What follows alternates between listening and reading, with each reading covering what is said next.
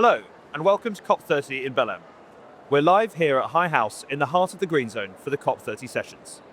This year's COP is, of course, located in the Amazon rainforest, and that is not by accident. It's a deliberate move from the host country, Brazil, to bring attention to the ongoing plight of one of the great wonders of the natural world. So, is it working? Can COP30 change the future of the Amazon and of nature more broadly? To answer those questions and more, I'm delighted to be joined by Tim Christophersen, Vice President for Climate Action at Salesforce. Welcome to the show.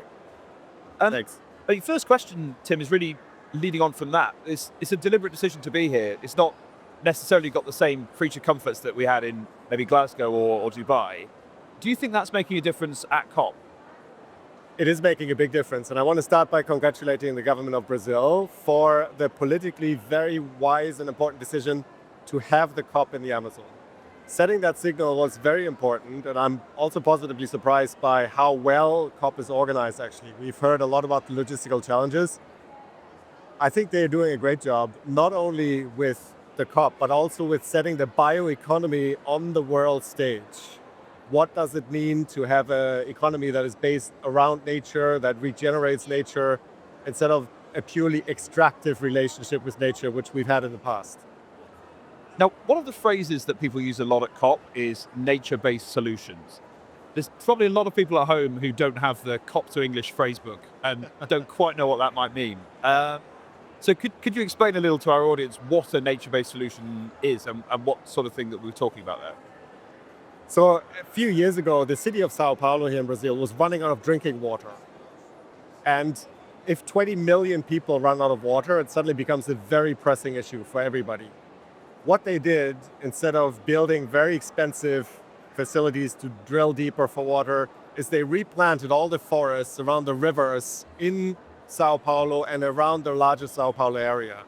That helped to replenish the groundwater, and they now have sufficient water again. So that is a nature-based solution versus a technology solution. I think we're coming to the limit of the technological solutions we can find for our problems, like climate change, like biodiversity loss, like pollution. We need to build more with nature and engage more with nature and rebuild our relationship with nature. And you mentioned there that you're rebuilding our relationship with nature. Your book is called Generation Restoration: How to Fix Our Relationship with Mother Nature. What's wrong with our relationship with Mother Nature right now?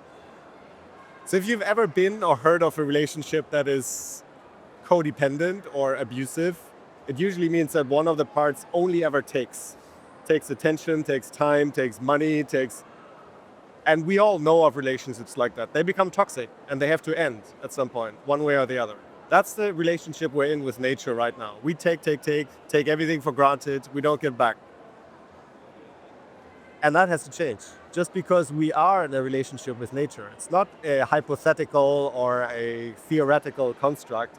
We depend on nature for everything we eat, everything we drink, how we build our cities, how we build our homes.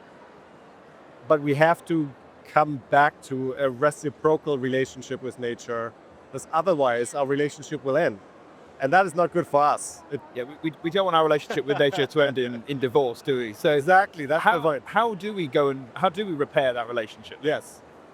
So there are many things we can do, and normally books include a long list of what you should and shouldn't do. My book is not like that. It just includes one simple statement: spend more time with nature, understand nature, listen to nature, and listen to the wisdom and the truths that you can find in nature, because that will inform what you should be doing, what you should eat, how you should build your ecological literacy. For example, do you know where your food comes from? Do you know where your water comes from? Do you know which species you share your home, your garden, your city, your country with? We have to learn this basic ecological literacy to rebuild that relationship with nature. And I think we're on a good track. It's starting to happen, including here in the Green Zone. Yeah. So is there a particular wisdom or truth that you've taken from nature and applied to your daily life? Nature's natural state is diversity and abundance. And the other truth that I've taken from nature is that collaboration is much more common in nature than competition.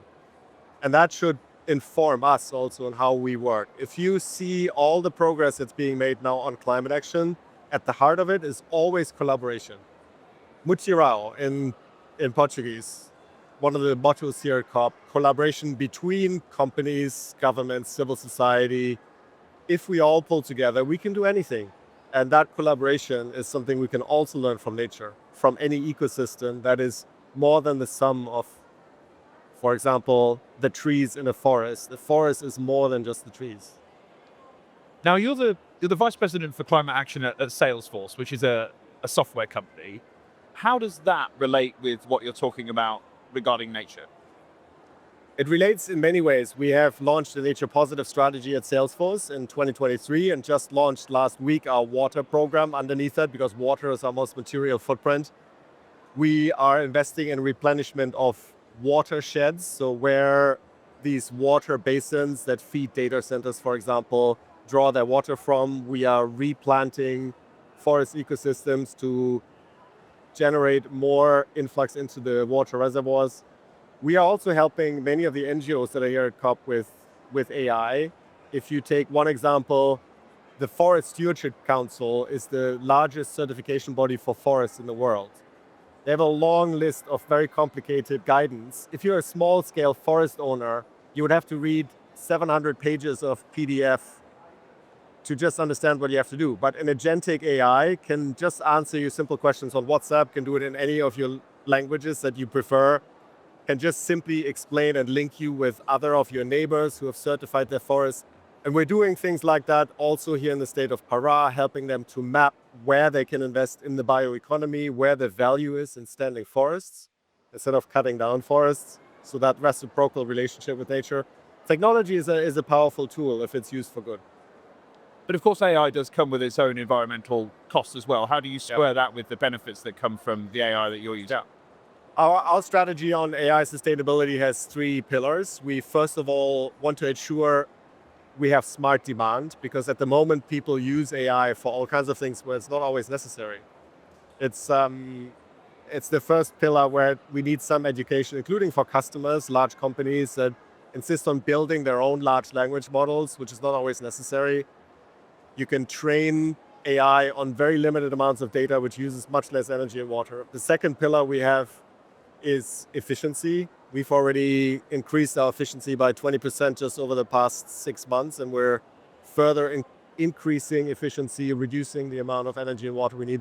And the third is clean supply, that we insist on our suppliers, which are the large data center infrastructure suppliers, that they shift to renewable energy. There's a lot we can do to build coalitions and ensure there is enough renewable energy to go around, and there is enough water to be replenished in the watersheds where we have data center dependencies. So those are 3 things we do, but it's work in progress, because there is, as you know, a big race towards AI between companies, also between countries. We have to make sure we don't lose sustainability in that race. And I imagine it's quite a conversation internally where you're having to make this at the forefront of the conversation internally, where perhaps there's other motivations for creating AI that's perhaps not got that at the forefront. There are always many competing priorities in any large organization, but what is great about Salesforce is that sustainability is one of our core values. And when you have a sustainability as a core value, you can always fall back on that and say, no, we have to do this the right way. We have to have ethical, sustainable, trusted AI, and we move towards that. It's always work in progress. There are always things to improve. But with the white paper we put out last month and with our strategy, I think we're on a good track to get there. At the same time, we try to mobilize the power of AI for good with our agents for impact for NGOs, for example, with helping the public sector to improve mapping of the bioeconomy in Pará, or legalizing land tenure in the Amazon, which is one of the real drivers of deforestation here, is the unclear land tenure. And all of those are technology challenges where AI can help. So if you want to give the audience one thing to take away from this interview, what would the main takeaway be for you? I think the main takeaway is that we need everybody to lean in now. This is a really decisive moment, and I see too many companies who are sitting on the fence because there's still some regulatory uncertainty that is hopefully being resolved, including on carbon markets here at COP. But everybody has to lean in right now, because every 1/10 of a degree matters for climate change. We have nature as our most powerful ally.